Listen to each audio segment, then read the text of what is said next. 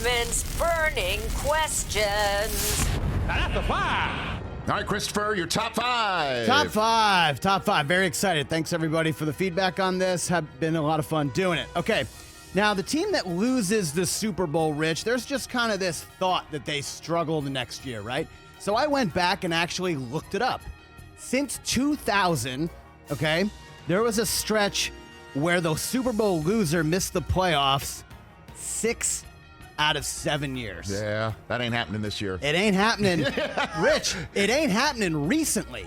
Since 2009, 10 of the 13 Super Bowl losers made the playoffs the next year. 7 won playoff games. Of course, the 2018 Patriots made it all the way back to the Super Bowl, and we know that they won it. So the Super Bowl hangover for the loser is no more. What did the Bengals do? They're my number 5 team. What did they do to get better in the offseason, Rich?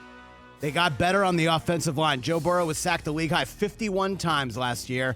So my burning question for the Bengals is, will that revamped offensive line be enough to get the Bengals back to the big game? And I think it will.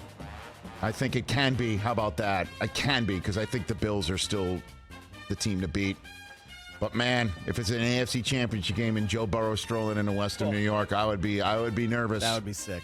I would be nervous if I'm circling the wagons in Buffalo. But that's it. Is it fixing the line? Is that going to get him to the mountaintop again? Who's number 4? Number 4 is the Tampa Bay Buccaneers. Did you know, guys, that Tom Brady led the league in completions, attempts, yards, touchdowns last year? He had the most passing yards of his entire career at age 44. Most touchdowns since 2007 when he lit the league on fire. But my burning question, of course, is this finally the year that Tom Brady falls off the cliff? So odd that you moved on from Cincinnati to that question, Chris.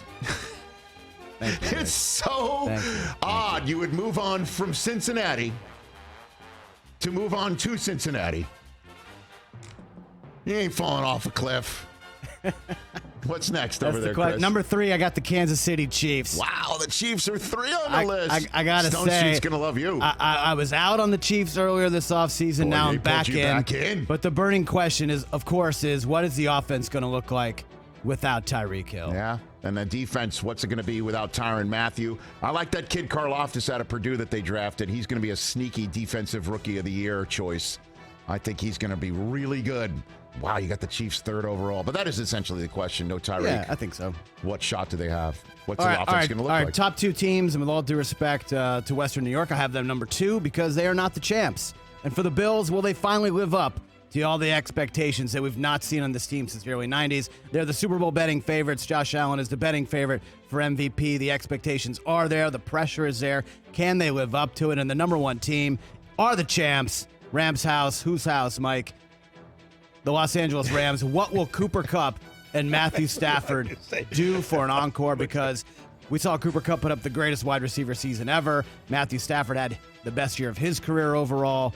And can they do it again?